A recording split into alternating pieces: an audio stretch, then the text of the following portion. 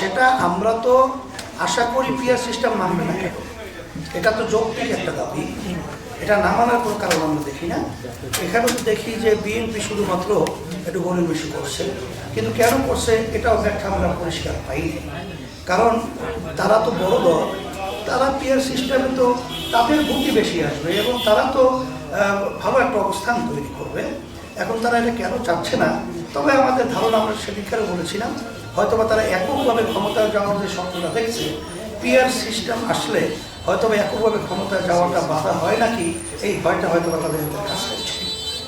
আর peer system এমন একটা পদ্ধতি, প্রতিটা ভোটারের এটা তাদের ভোটের মূল্যায়ন হয় এবং সাথে সাথে আপনার এর মাধ্যমে ফ্যাসিস্ট তৈরি হওয়ার রাস্তা বন্ধ হয়।